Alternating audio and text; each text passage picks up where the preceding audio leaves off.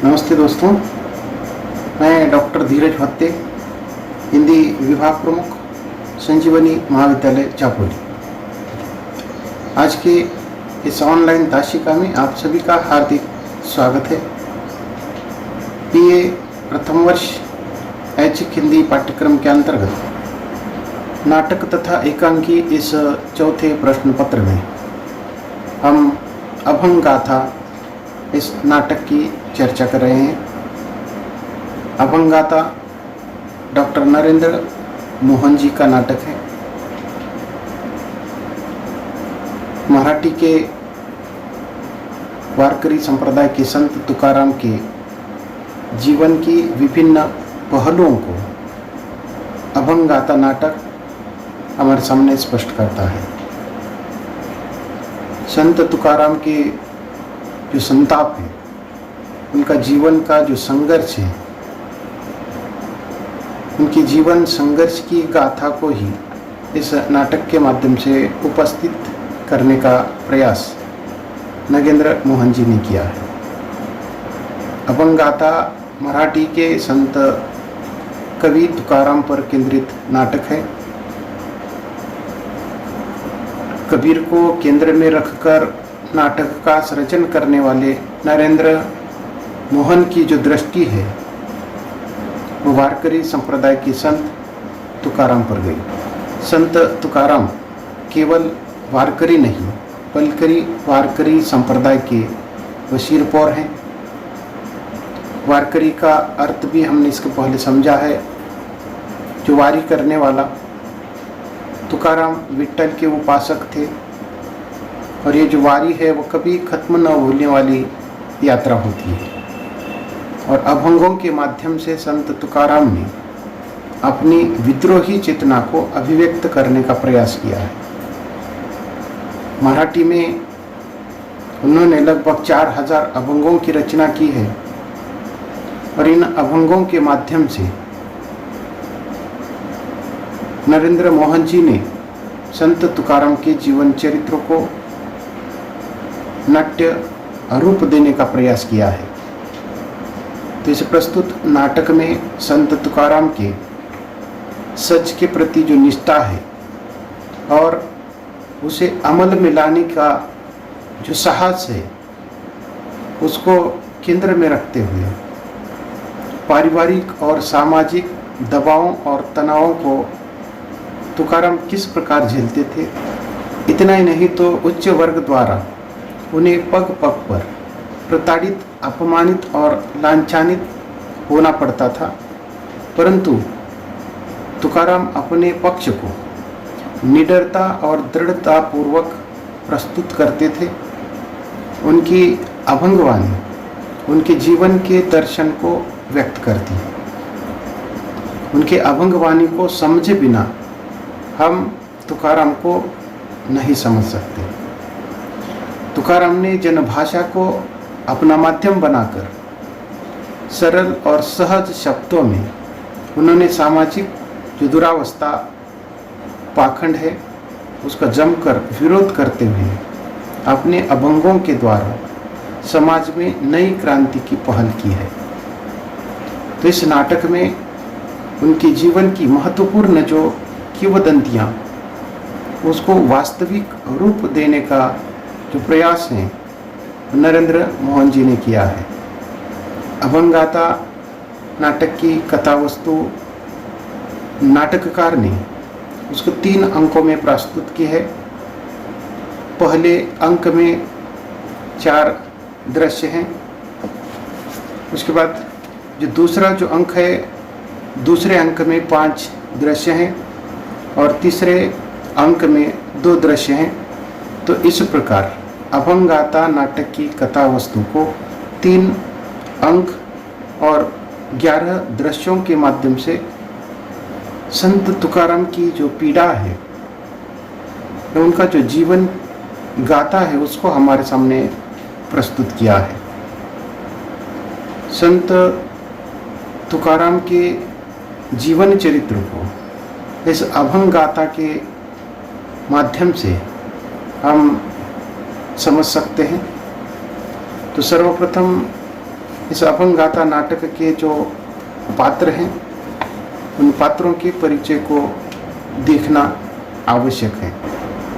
अभंग गाथा नाटक की पहली जो रंगमंच पर प्रस्तुति है वह रंग समूह उज्जैन की तरफ से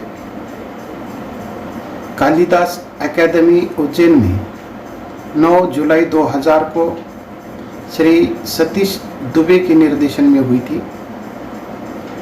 नाटक का दूसरा जो प्रदर्शन है वो दिल्ली के श्री राम सेंटर के रंग समूह उज्जैन द्वारा ही 13 जुलाई 2000 को दूसरा उसका प्रयोग हो चुका है। उसके बाद इस अभंग गाथा नाटक के रंगमंच पर कई प्रयोग हो चुके हैं। तो अभंग गाथा ये जो नाटक है मराठी के संत कवि तुकाराम पर केंद्रित नाटक है। तुकाराम की जिंदगी के तो सैकड़ों पक्ष हैं, परंतु नाटककार ने उनमें से केवल 2 पक्षों को हमारे सामने उपस्थित करने का प्रयास किया है। पहला जो पक्ष है वो तुकाराम सच के प्रति उनकी किस प्रकार निष्ठा थी और उस सच को अपने अमल में लाने का उनका जो साहस है उसको दिखाने का प्रयास है। और दूसरा जो पक्ष है जिसके अंतर्गत सृजनात्मक शब्द की शक्ति में तुकाराम की आस्था, जिंदगी के पर्याय के रूप में शब्द की कल्पना और उनके लिए गहरी जो छटपटाहट है उसको इस नाटक के माध्यम से उपस्थित करने का प्रयास नरेंद्र मोहन जी ने किया है। तो हम पात्रों का परिचय देखते हैं। इसमें पहला जो पात्र है वह तुकाराम का है। तुकाराम संत वारकरी जो परंपरा है उसके एक कवि है और इस नाटक के केंद्रीय चरित्र के रूप में वह हमारे सामने आते हैं। दूसरा चरित्र बोलाजी है। उसके बाद तीसरा जो चरित्र है वो कान्हा जी जो संत तुकाराम का भाई है। उसके बाद संत तुकाराम के गांव के ऐसे कुछ लोग हैं जो उनके साथ रहते थे। ऐसे भी कुछ लोग हैं जो उनके निंदक थे, उनको सताने का वो प्रयास करते थे। तो ऐसे कई सारे चरित्रों का जो उल्लेख है इस अभंग गाथा नाटक के अंतर्गत है। ये कान्हा जी संत तुकाराम का भाई है। उसके बाद शिवा कसेरे नाम का एक चरित्र है, संताजी तेली। उसके बाद गंगाराम मशाल। उसके बाद और एक शेख मोहम्मद नाम का एक पात्र है। तो उसके संदर्भ में इस नाटक की भूमिका में नाटककार ने लिखा है कि संत तुकाराम का या तो वह मित्र है या फिर शिष्य है। उसके बाद फतेह खान का भी जो चरित्र है इसके अंतर्गत चित्रित हुआ है।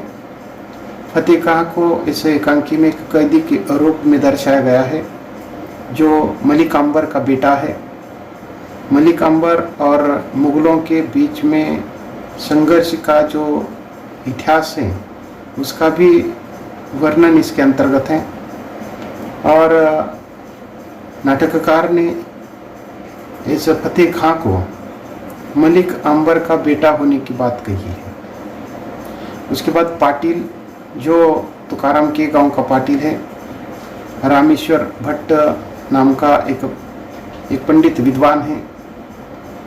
उसके साथ ही मंबाजी नाम का एक चरित्र जो ब्राह्मण है, तुकाराम के बाद का जो दूसरा महत्वपूर्ण चरित्र है वो।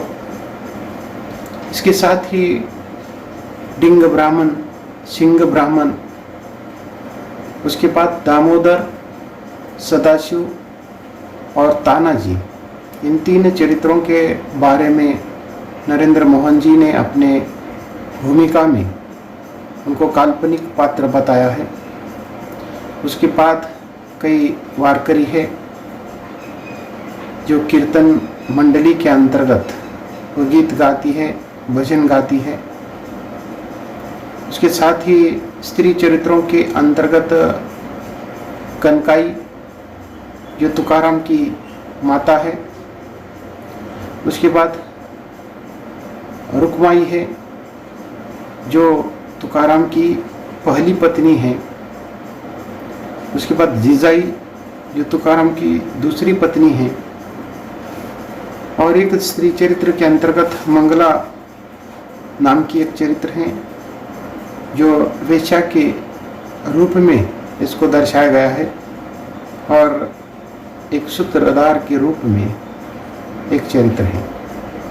तो इस प्रकार इन चरित्रों के माध्यम से संत तुकाराम के जीवन गाथा को हमारे सामने उपस्थित किया गया है।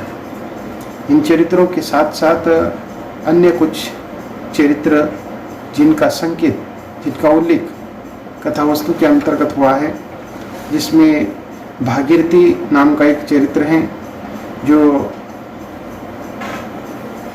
तुकाराम और जीजाबाई उनकी बेटी है। उसके साथ ही गौरी नाम की एक चरित्र इसके अंतर्गत संकेत रूप में जिसका उल्लेख होता है वो जीजाबाई की सखी है। तो इस प्रकार इन चरित्रों के माध्यम से हमें इस अभंग गाथा नाटक की चर्चा करनी है। तो अभंग गाथा नाटक की कथावस्तु को जैसे कि मैंने उल्लेख किया था 3 अंकों में प्रस्तुत किया गया है। पहले अंक में 4 दृश्यों के माध्यम से 17वीं शताब्दी में देहू जो तुकाराम का जन्म गांव है, वहाँ की स्थितियों के बीच पले बड़े तुकाराम के व्यक्तित्व को बहुत प्रभावित करता है। देहू हमेशा जो विभिन्न प्रकार की जो लड़ाइयाँ हैं उसका और इन लड़ाइयों का बहुत गहरा संपर्क रहा है, संबंध रहा है। ऐसी कई जो लड़ाइयाँ हैं देहू के आसपास हुई है और उनसे तुकाराम जैसे कि उस लड़ाइयों में मारपीट एवं कत्ले आम उन्होंने देखा है जो उनको नहीं देखा जाता था, और उस भयावहता को देखकर तुकाराम स्वयं अचेत बन गए थे। इस नाटक का जो आरंभ है तुकाराम के शब्द की महिमा एवं शक्ति को व्यक्त करने वाले अभंग से होता है। एक गायक तुकाराम के अभंग की जो महिमा है उसका गुणगान करता है, और उसके साथ ही सदाशिव, तानाजी और दामोदर के द्वारा सामान्य जनता पर किए जाने वाले अन्याय के कुछ दृश्य, ये जो पहला दृश्य है वो प्रस्तुत करता है जो उनकी क्रूरता एवं निर्मम जनता पर उनके द्वारा किए जाने वाले अत्याचार को विवेचित करता है। वारकरी तत्कालीन समय की भयावह स्थिति का वर्णन गीतों के माध्यम से करते हैं। इस नाटक के आरंभ में गीतों का जो प्रयोग हुआ है जिससे तत्कालीन समय की भयावह स्थिति का वर्णन उन गीतों के माध्यम से होता है। हो जाता जब राजा अन्यायी आतंककारी सताता सबको, तो लहूलुहान होता जन गण मन, बर्बर हत्याओं के लंबे साये में खो जाती स्मृति, धूमिल होता इतिहास। तो इस प्रकार अगर राजा अन्यायी है, आतंककारी है, हत्यारा है, तो जनता उससे किस प्रकार परेशान होती है, उसका जो इतिहास है वो किस प्रकार धूमिल होता है। तो इस प्रकार का जो तत्कालीन समय का जो भयावह वातावरण है वह हमारे सामने प्रस्तुत होता है। इसके साथ ही कीर्तन मंडली देहू गांव का वर्णन प्रस्तुत करते हुए नाटक के आरंभ में उनका जो कीर्तन है जिसके माध्यम से देहू गांव का वर्णन हमारे सामने उपस्थित होता है।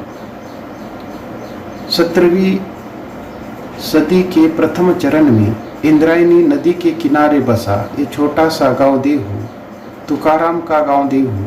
तो इस प्रकार इस गीत के माध्यम से, इस कीर्तन के माध्यम से देहू गांव के वातावरण को हमारे सामने प्रस्तुत किया गया है।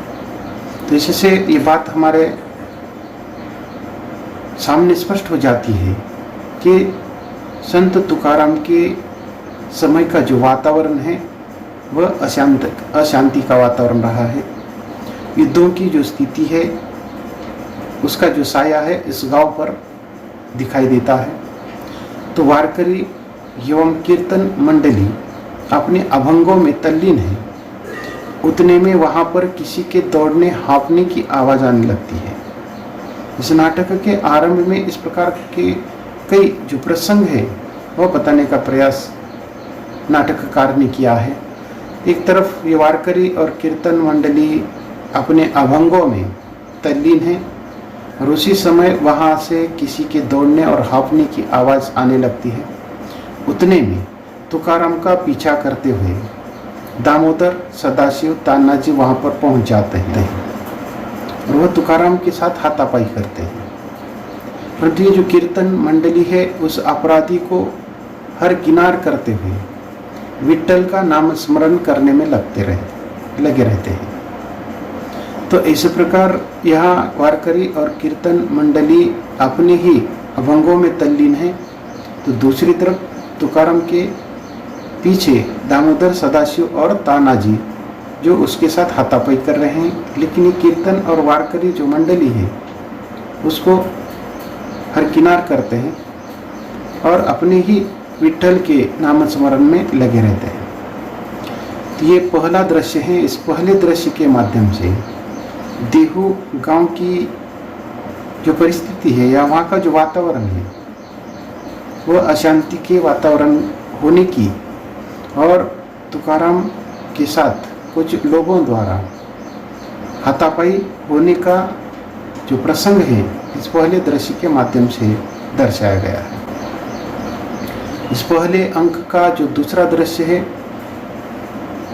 उसके आरंभ में देहू पर हर समय युद्ध के मंडराते खतरे को अभिव्यक्त करता है। जैसे कि देहू गांव हमेशा के लिए युद्ध के जो खतरे हैं उसके साए में रहा है और इस युद्ध के मंडराते खतरे को अभिव्यक्त करते हुए इस दूसरे दृश्य में एक आदमी वारकरी के स्थित स्वभाव और उनका जो मस्त मौला आचरण है उसको कोसते हुए दिखाई देता है और वो कहता है कि अजीब हो तुम वारकरी, न समय देखते हो न घर का काम, युद्ध हो रहा है और तुम मुंह उठाए घूम रहे हो। ये जो बोलाजी है तत्कालीन देहू गांव पर होने वाले राजाओं और सेनाओं के आक्रमण को उनकी जो स्थिति है उस स्थिति का वर्णन करते हुए कहता है कि हर साल इस छोटे से गांव पर सेनाएं चली आती है, कभी दिल्ली से, कभी बीजापुर से, कभी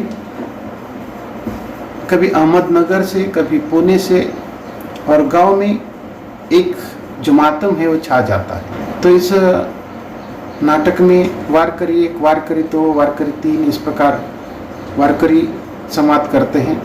तो उसमें से एक वारकरी उन दिनों होने वाले गांव की स्थिति को चित्रित करते हुए कहता है कि शहनशाही फौज हो या निज़ामशाही फौज, मलिक अंबर की कमान हो या इब्राहिम आदिल शाह की, लखोजी जादवराव की अगुवाई हो या शाहजी भोसले की, सदा रौदत चले जाते हैं हमारी नदियाँ, पहाड़ियाँ, खेत मार खाए, शिशु सा रोता गाँव, कभी कभी स्मशान सा दिखता है, जीता जागता सांस लेता गाँव। तो इस प्रकार अपने गांव की इन विभिन्न आक्रमणों के कारण होने वाली जो दुर्दशा है, हमेशा किसी न किसी अत्याचारियों के माध्यम से गांव पर होने वाले जो अत्याचार हैं उनकी चपेट में आने से किस प्रकार की स्थिति उत्पन्न होती है उसका वर्णन इस दूसरे दृश्य के माध्यम से नाटककार ने किया है। तो उसके साथ ही कभी कभी जो गांव है वो स्मशान सा हो जाता है। तो इस प्रकार वारकरी और बोलाजी के संवादों के बीच तुकाराम की माँ जिसका नाम कनकाई है उसका प्रवेश होता है। वह तुका के न आने के कारण परेशान है। उतने में शिवा कसेरे के साथ तुकाराम का प्रवेश वहाँ हो जाता है। बोला जी ऐसे हालातों से घर से बाहर जाने के कारण डांटते हैं, किंतु तुकाराम अचेत रूप में खड़े हैं, वो किसी प्रकार की बात ही नहीं कर रहे हैं। शिवा कसेरे बोलाजी से कहता है कि वह और तुका खेत की मेड़ पर खड़े मलिकांबर और मुगलों के बीच की जो टक्कर है उसको देख रहे थे। चकमकाती तलवारों का जलवा मलिकांबर को मुगलों ने घेर लिया था। वह उन्हें गाजर मूली की तरह काटता जा रहा था। उसका जवान बेटा फतेह खां उसके साथ था। दोनों जिधर बढ़ते सैकड़ों सिर कर कर गिरते। शिवा कसेरे मलिकांबर का ये जो चक्रव्यूह है उसके गिरने के बाद की जो घटना है उसका वर्णन करता है। तभी हमने देखा कि मलिकांबर मुगल सेनापतियों के चक्रव्यूह में अभिमन्यु की तरह गिर गया है, वो धाराशायी हो गया है। पलक झपकते ही हमने देखा कि उसका बेटा फतेह खां अपने अब्बा हुजूर की लाश कंधे पर उठाए भागे जा रहा था। उसी समय शिवा कसेरे तुकाराम के पिता को उस स्थिति को देखने के बाद तुका की जो स्थिति है उसका वह वर्णन करता है। मैंने तुका को झकझोरते हुए कहा, और जैसे कि ये जो शिवा कसेरे है वह तुकाराम को कहता है, जिस समय ये सारी जो युद्ध की जो स्थिति है उसको देखने के बाद, जैसे कि यहाँ सिर पर सिर काटे जा रहे हैं, मलिकांबर का खून होता है, उसका जो बेटा फतेह खां है अपने पिता की जो लाश है कंधे पर उठाकर भाग रहा है, ये सारा जो दृश्य है तुकाराम देख रहे हैं। और जिसके कारण ये जो शिवा कनेरे हैं वो कहता है कि तो इस प्रकार तुकाराम को वह बताते समय हर संभव कोशिश करता हुआ भी वह बोल नहीं पा रहा है। जैसे कि तुकाराम के मन पर ये जो प्रसंग है उसका बहुत ही गहरी चोट उनके मन को लगती है और उनकी जो वाणी है वह मुक हो जाती है, बंद हो जाती है। और शिवा कसेरे बोलाजी को कहता है कि मैंने हर संभव कोशिश की तुका को बुलाने के लिए, लेकिन वह बोल ही नहीं पा रहा है। कनकाई अपने बेटे तुका की खामोशी को लेकर चिंतित है। वह तुका की पत्नी रुकमा को बुलाती है और उसे तुका को बुलवाने का जो प्रयत्न है करने को कहती है। तब रुकमा तुका के बोलने का जो विश्वास है वह कनकाई को देती है और कहती है कि विट्ठल नाम की महिमा से वह ठीक हो सकते हैं। माँ कनकाई को इस प्रकार का वह विश्वास दिलाती है। कनकाई रुक्मा को कोसते हुए कहती है कि कहाँ है तुम्हारा इष्ट देव विट्ठल, क्या कमी थी उसके पास, क्यों उसने मेरे पुत्र के बोल छीन लिए। उस विट्ठल से, उस चोर उचक्के से जैसे भी हो छीन कर लाओ मेरे पुत्र के बोल। बोलाजी कनकाई को समझाते हैं, मत कोसो। युद्ध में लाशें गिरती देख तुका की जबान अटक गई है। मुझे विश्वास है वो बोलेगा। विट्ठल की जो करुणा है तुका को मिलेगी। तो इस प्रकार इस दूसरे दृश्य में ये जो युद्ध की जो परिस्थिति है, युद्ध का जो भयानक वातावरण है, युद्ध के गिरती लाशों को देखने के कारण तुका की जबान अटक जाती है। लाख कोशिश करने पर भी जैसे कि वह बोल नहीं पा रहा है। तो इस प्रकार का जो प्रसंग है, इस प्रसंग के द्वारा नाटककार ने तुका के संवेदनशील मन के दृश्य को हमारे सामने उपस्थित किया है कि वह कितना संवेदनशील है। तो इस प्रकार के कत्ले आम को देखकर उसके मन पर गहरी चोट पड़ी है, जिसके कारण उसकी जबान बंद होती है। तो इस प्रकार उस युद्ध के प्रसंग को देखते हुए तुका के संवेदनशील मन को इस दृश्य के माध्यम से उबारा गया है।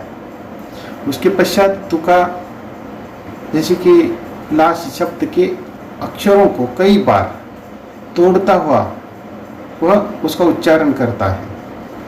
बोलाजी और कनकाई उसे असह्य से वह देखते रहते हैं। वो थोड़ी थोड़ी बोलने की कोशिश कर रहा है। लाश शब्द का वह तोड़ता हुआ उसका उच्चारण करने की कोशिश कर रहे हैं और असह्यता से बोलाजी और कनकाई उसके माता पिता देख रहे हैं। उतने में जिजाई जो तुकाराम की दूसरी पत्नी है उसका वहाँ प्रवेश होता है। जीजाबाई अब तक अपने साथ किए गए जो दूजा भाव है उसको प्रस्तुत करते हुए तुकाराम का अपनी पहली पत्नी रुक्मा के लगाव को कोसते हुए कहती है कि क्या बुरा लगा सासू जी? हाँ, उस बेचारी को तो दमे का रोग है, कुछ दिनों की मेहमान है। अरे क्या मैं ही मिट्टी का लोदा हूँ जिसे जब चाहे जैसा चाहे मोड़ लो? तो इस प्रकार जिजाई अपने सासू माँ के सामने अपने साथ किए जा रहे दूजे भाव को व्यक्त करती हुई कहती है कि ये जो रुक्मा है अर्थात उस बेचारी को दमे का रोग हुआ है, कुछ ही दिनों की वह मेहमान है और मैं जो मिट्टी का लोदा हूँ जिसे जैसा चाहे वैसा मोड़ लो, इस प्रकार का जो दूजा भाव है मेरे साथ किया जाता है। पुणे के बड़े व्यापारी कुल की बड़े घर की बेटी हूँ तभी चुप हूँ, नहीं तो मेरे कान पक गए सुनते सुनते कि रुक्मा की वजह से इस घर में आई हूँ। स्वामी दूसरा ब्याह नहीं चाहते थे, यह तो रुक्मा ने ठान ली तो ब्याह हुआ। कितना काम है, ठीक है मैं ही खपती हूँ, मुझे क्या। रुक्मा तुकाराम के बुलवाने के लिए उसे वाणी थामती है, स्वयं करतालों को हाथों में लेकर अभंग गाने लगती है। रुक्मा के गायन के साथ ही तुकाराम भी अपनी जो खोई हुई आवाज़ पाकर उसके साथ गाने लगते हैं। तो इस प्रकार जिजाई उन दोनों को देखकर खिंच उठती है और कहती है कि खूब बताओ, लय ताल बजाओ, करताल और हम खाने पीने को मोहताज हो बजाए डपली। तुकाराम जिजाई को रुक्माई को तंग न करने को कहते हैं, पर अपने मन में स्थित स्वयं को दूजा मानने की एवं तुकाराम द्वारा पत्नी का स्नेह न मिलने के कारण जिजाई अपने को रोक नहीं सकती और वह कहती है कि बड़ा सुख दिया है ना तुम्हें, हमेशा रुक्मा दिखी, मैं दिखी तो सोचो तुम्हारे चाहने न चाहने से क्या बांधी नहीं हूँ, गले पड़ी हुई नहीं हूँ कि फालतू मान लो मेरा कसूर बताओ। तुकाराम कहता है तुम्हारा कोई कसूर नहीं है, कसूर मेरा है। मैं ही उड़ता रहता हूँ तिनके सा हवा में यहाँ वहाँ, मुझे खुद पता नहीं मैं क्या चाहता हूँ। किसी को अपने चाहने न चाहने से क्या बांधूंगा, अपनों से भागता हूँ और परायों की तरह ऐसे लापता हूँ जैसे सगे हो। अब जिजाई मुझ पर सवार होती है तो क्यों बिदकता हूँ। तो इस प्रकार जो तुकाराम है जिजाई को समझाने की कोशिश कर रहे हैं। रुक्मा के इस रोग के कारण उसकी ओर थोड़ा सा दुर्लक्ष होने की बात उन्होंने कही है। उसके बाद नाटककार ने एक काल्पनिक पात्र गौरी का उसी समय आगमन दिखाते हुए जिजाई के मन के भावों को अभिव्यक्त करने का प्रयास किया है। आगे चलकर नाटककार ने एक काल्पनिक पात्र गौरी का वहाँ आगमन दिखाते हुए जिजाई के मन के भावों को अभिव्यक्त करने का प्रयास किया है। उसके पश्चात बोलाजी कनकाई वहाँ बैठे हैं और नस्क बदहवास स्थिति में तुकाराम का प्रवेश वहाँ होता है, जिनके नाक और कानों से खून बह रहा है। भोलाजी और कनकाई पूछती है, तब मुंबाजी द्वारा यह हाल करने की बात वो कहते हैं। उसके इस करतूत को दोनों कोसते हैं। उतने में मुंबाजी वहाँ पर आता है और तुका को अपने बगीचा नष्ट करने की बात करता है। तब तुकाराम उसे कहता है, तेरा बगीचा, आसपास खिले फूलों के गिर्द तूने कांटेदार तार लगा ली और बन बैठा फूलों का मालिक। आम रास्ते को तू रोकेगा, बोल। मुंबाजी तुका एवं उसके माता पिता को उसका बुरा हाल करने की धमकी देकर चला जाता है। तो इस प्रकार इस दूसरे दृश्य के अंत में हम देखते हैं कि भोलाजी कनकाई बैठे हैं। उसी समय तुकाराम का वहाँ प्रवेश होता है। उसकी नाक और कानों से खून बह रहा है। भोलाजी और कनकाई के पूछने पर तुकाराम मुंबाजी द्वारा यह हाल करने की बात वो करता है। तो उसने ये जो करतूत की है उसको तुकाराम को वह डांटते हैं और उसी समय ये जो मुंबाजी है वहाँ पर आ जाता है। तुका मुंबाजी को कहता है कि जैसे कि तुका ने क्या किया है, तो उसका जो बगीचा है वो नष्ट कर दिया है। तो उसका कारण वो बताते हुए कहता है कि ये बगीचा तेरा है। जैसे कि सड़क पर के खिले फूलों के गिर्द तूने जो कांटेदार तार लगा ली और उसका मालिक बन बैठा। यह आम रास्ता है और तू इसे रोकेगा, बोल, तू इसे रोकेगा। इस प्रकार का वो प्रश्न करता है। तो मुंबाजी तुका एवं उसके माता पिता को बुरा हाल करने की धमकी देकर वहाँ से चला जाता है और ये दूसरा दृश्य यहीं पर समाप्त होता है। तो इस दूसरे दृश्य में हमने देखा है कि युद्ध प्रसंगों का वर्णन है। उसके साथ ही उस प्रसंग को देखने से तुकाराम की जो बोलती है वो बंद होती है। उसको बुलवाने के कई सारे प्रयत्न कनकाई और रुक्माई के माध्यम से होते हैं। उसके बाद वहाँ पर जिजाई आती है। जिजाई के मन का जो भाव है, उसकी जो वेदना है, वह सबके सामने खुलती है। वो बोलती है, मुझसे वह प्रेम नहीं करते। तुका उसको मान्य करता है, उसको समझाने की कोशिश करता है। उसके साथ ही जिजा नाम के एक काल्पनिक चरित्र के माध्यम से जिजाई के मन का जो भाव है उसके सामने व्यक्त होता है। और इस दृश्य के अंत में हमने देखा है कि जो मुंबाजी द्वारा सड़क पर के फूलों को कांटेदार तार लगाकर उन्होंने वहाँ पर कब्जा किया है, जिस बगीचे को तोड़ने के कारण मुंबाजी द्वारा तुकाराम की पिटाई होती है। ये मुंबाजी उनके घर आता है। तुकाराम को उनके माता पिता को जैसे बुरा हाल करके धमकी देकर चला जाता है। तो इस प्रकार अभंगाता नाटक के पहले अंक के 2 दृश्यों को हमने देखा है। पहले अंक के अन्य जो 2 दृश्य हैं, तो उन 2 दृश्यों को अगली ताशिका में हम देखते हैं। आज के लिए बस इतना ही, हम यहाँ रुकते हैं।